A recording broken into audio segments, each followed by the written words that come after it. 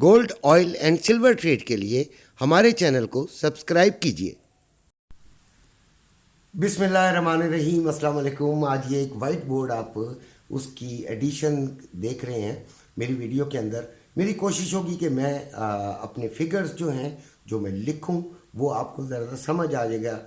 अपनी तरफ से कोशिश ये कर रहा हूँ कि वो आपके लिए बेहतरी हो, इसके अलावा तो इसमें कोई और साइंस नहीं है। अच्छा, अब आपको ये तो पता है कि आज जो यानी जिस पे मार्केट क्लोज हुई थी वो है क्लोजिंग जो आपकी हुई हुई है वो हुई हुई है जनाब अली 2343 पे। ये आपको पता होगा। हाई इसने कितना लगाया था?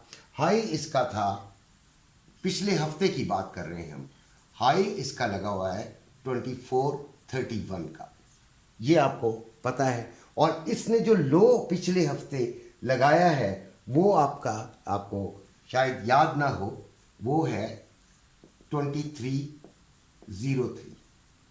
अब ये नीचे गया है 2303 तक नीचे ये गया था, ठीक है जी। और अप जो है वो यहां तक आया था। हाई इसका क्या था? वो यहां तक आया था। मैं कोशिश ये कर रहा हूं कि आपको कलर जो है वो बता सकूं, कलर्ड मार्कर से आपको समझा सकूं। अच्छा, ये इसका अप था। अब आपको मजीद समझाने के लिए कि अगले हफ्ते लेवल्स क्या होंगे, हमारे पास जो मार्केट ओपन हुई हुई है वो है 2343 पर, ठीक है जी।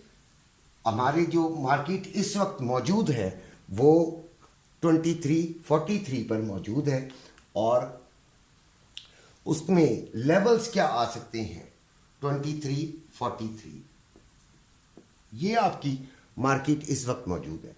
अगर तो ये नीचे गई, अगर इसने नीचे का सफर किया तो ये किन किन लेवल्स को छूती हुई जाएगी ये आप देख लीजिएगा। इसने पहला लेवल जो है वो वही 2303 जो कि पिछले हफ्ते की इसका लो था। 2303 पिछले हफ्ते का इसका लो था, ये बात याद रखिएगा। उसके बाद इसका जो नीचे वाला लेवल है वो आता है 2275। अगर ये नीचे की तरफ अगले हफ्ते गई, ये बात जहन में रखिएगा। और तीसरा जो इसका लेवल आता है वो 2248 कर लीजिए, 49 कर लीजिए, 45 कर लीजिए। ये है इसके लेवल्स जो ये नीचे की तरफ आपको दिखा सकता है। अब इसके जो ऊपर वाले लेवल्स हैं कि ये अगर गई ऊपर, तो सबसे पहली बात तो ये बात जहन में रखिएगा कि हमारे जहनों में ये है कि ये गैप अप ओपनिंग देगी। ये गैप अप ओपनिंग देगी यानी कि कम से कम 10 से 15 डॉलर ये ऊपर खुलेगी। मार्केट में ये अफवाह चल रही है, ये बात चल रही है, हो भी सकता है क्योंकि जंगी हालात ऐसे हैं। इस पर हम बाद में बात करते हैं। फिलहाल हमें मार्केट की ओपनिंग से ताल्लुक नहीं है। ओपनिंग हम इसको 2343 ही समझते हैं। 2343। अब ये यहां से ही अगर ये ओपन हो रही है तो ये कहां तक जा सकती है ऊपर? ये जनाब पहला इसका पड़ाव होगा 2375। इसका पहला पड़ाव होगा 2375। दूसरा इसका पड़ाव होगा 2400 या 2400 से टू $1-2। ये एग्जैक्टली बेटे वो नहीं हुआ करता जो हम बोल रहे होते हैं। ज़रूरी नहीं है कि हम पीर फकीर हैं और ये उतना ही चला जाएगा। ये अगर आपको सही तरीके से बात समझ आ जाए तो इससे बढ़कर कोई बात नहीं है। उसके बाद ये आ जाएगा 2450। ये हमारा पड़ाव है, यानी कि अगर ये नीचे गई तो किधर जाएगी? 2303, फिर 2275, फिर 2248। अगर ये ऊपर गई तो 2343 से 2375, 2400 ये मैं सही लिख दूं क्योंकि उंगली से मिट गया है, मार्कर है। अच्छा जी, और 2450 ये इसके टारगेट्स हैं। अब हमने क्या करना है, इसको करने से पहले सबसे पहले मैं आपको बता देता हूँ कि अगले हफ्ते के इम्पॉर्टेंट फंडामेंटल्स क्या हैं। इम्पॉर्टेंट फंडामेंटल्स आप ज़रा सुन लीजिएगा, उसके बाद हमने देखना है कि क्या होगा।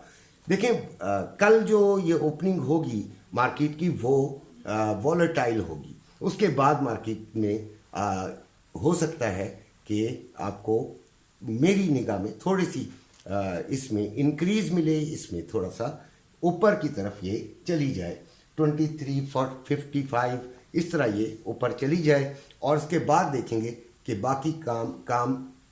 बाकी कमाल जंग कितना एक करती है। जंग पे मैं वैसे आपको एक बात बता दूं कि जिस तरह गोल्ड के रेट्स हैं, अभी मुझे एक बच्चे का फ़ोन आया था, उसने मुझे बताया, बल्कि फ़ोन नहीं, वो ग्रुप का मेंबर है और ग्रुप में वो मुझसे बात कर रहा था, तो उसने मुझे बताया कि कल रात तक 2,45,000 का जो गोल्ड मिल भी नहीं रहा था, आज उस गोल्ड को 2,43,000 में भी कोई ख़रीदार मौजूद नहीं है। यानी कि नीचे आ गया, 2-2.5 नीचे आ गया और ख़रीदार भी नहीं है, जबकि कल ब्लैक हो रहा था और बड़ी बुरी तरह ब्लैक हो रहा था। तो इन चीज़ों को अगर नोट करें तो उससे यही जाहिर होता है कि गोल्ड की मार्केट जो है वो जंग की वजह से जब तक स्टेबिलिटी नहीं आएगी ना, रेट स्टेबल नहीं होगा, वो जो मर्जी रख लें। आपको पता ही है कि फिर मार्केट में जब इस तरह की अफवाहें आती हैं तो उनको यूज़ किया जाता है। मार्केट के जो मर्चेंट्स होते हैं वो अपनी मर्जी से सारे रेट सकते हैं। मंडे को यूएसए का कोर रिटेल सेल्स नंबर्स हैं, यूएसए रिटेल सेल्स नंबर्स हैं। ये आपको फंडामेंटल डेटास बता रहा हूँ, ये पूरे हफ्ते की बात कर रहे हैं असल में।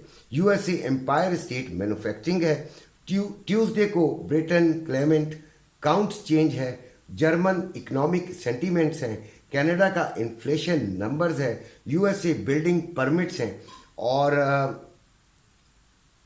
यूएसए हाउसिंग स्टार्ट्स है, फिर यूएसए इंडस्ट्रियल प्रोडक्शन है, और फिर यूएसए एफओएमसी मेंबर जेफरसन उसकी स्पीच है, और फिर बैंक ऑफ इंग्लैंड के गवर्नर की स्पीच है। वेडनेसडे को भी बैंक ऑफ इंग्लैंड के गवर्नर की दोबारा स्पीच है, और ब्रिटेन का इन्फ्लेशन नंबर्स भी हैं। ये इंपॉर्टेंट डेटास हैं। थर्सडे को आपका यूएसए के 4 एफओएमसी मेंबर्स हैं जिन्होंने स्पीच करनी है। वो क्या हैं जी? मेस्टर, बोमैन, विलियम्स एंड बॉस्टिक की ये स्पीच है। यूएसए की अनएम्प्लॉयमेंट क्लेम्स हैं, यूएसए के फिलीफेड मैन्युफैक्चरिंग इंडेक्स हैं, और यूएसए की एग्जिस्टिंग होम सेल्स नंबर्स हैं। फ्राइडे को ब्रिटेन रिटेल सेल्स नंबर्स हैं, और आपको मैंने लेवल्स तो पूरे हफ्ते के ये बता दिए हैं। अब अगले हफ्ते यानी कि कल वाले दिन हमें कैसे ट्रेड करनी है वो हम कल सुबह बात करेंगे, और ये तमाम डाटास की रोशनी में बात करेंगे। लेकिन आप जहन में ये रखिएगा कि सुबह सुबह आपने उठना है, और अगर मार्केट इधर से 50 से अप गई तो फिर इसको बाइंग की तरफ थोड़ा सा चेक कर लीजिएगा। लेकिन एक बात याद रखिएगा कि हमने ये 50 पर हमने लेनी है बाइंग, 2350 पर हमने बाइंग लेनी है। ये जब 2350 क्रॉस करे तो आप इसे बाइंग में चेक कर लीजिएगा कि ये बाइंग में जा रही है, आपने इसको चेक कर लेना है, ठीक है। और अगर ये नीचे जाती है तो 2338 से आप इसको ज़रूर सेलिंग में चेक कीजिएगा, ठीक है। यहाँ से हमने क्या करना है, सेलिंग चेक करनी है। आपको नज़र भी आ रहा होगा, अल्लाह करे आपको सही तरह नज़र आ जाए तो फिर हम इसको फाइनल करेंगे कि ये हमारे लिए ज़बरदस्त चीज़ है। अच्छा जी, अब इसके अलावा ये सेलिंग हमने लेनी है, ये थोड़ा सा मैं इधर कर देता हूँ। अब ये देखें 2350 पे बाइंग है और 2338 पर आपने सेलिंग की तरफ देखना है। ये सुबह सुबह देखिएगा, और अगर गैप अप ओपनिंग हो तो भाई सेलिंग में नहीं बैठना कल। एक बार जहन में रखिएगा कि अगर ये ऊपर चली जाए तो आपने सेलिंग को ट्राई नहीं करना। हो सकता है कि उस वक्त ये सेलिंग की तरफ आ भी जाए, लेकिन रिस्क ना लीजिएगा। वैसे आपकी मर्ज़ी है, आप अपना सब कुछ आपके ऊपर है कि आप इसको कैसे देख रहे हैं। मैं जिस तरह देख रहा हूँ उस तरह आपको मैं बता रहा हूँ कि आपने सेलिंग की तरफ ज़रा कम रुझान देना है। और अब आते हैं सिल्वर की तरफ। सिल्वर भी सेम आपके साथ यही करेगा। ऑयल बुलिश जो है वो ज़रूर उसकी मूवमेंट्स रही हैं, लेकिन कल हमने इसको सुबह ही लेवल बताकर इंशाल्लाह इसको हमने सेलिंग की तरफ ही देखना है। और 86 पर हम 86 और इससे थोड़ा सा ऊपर जाकर हम इसे सेलिंग की तरफ देखेंगे।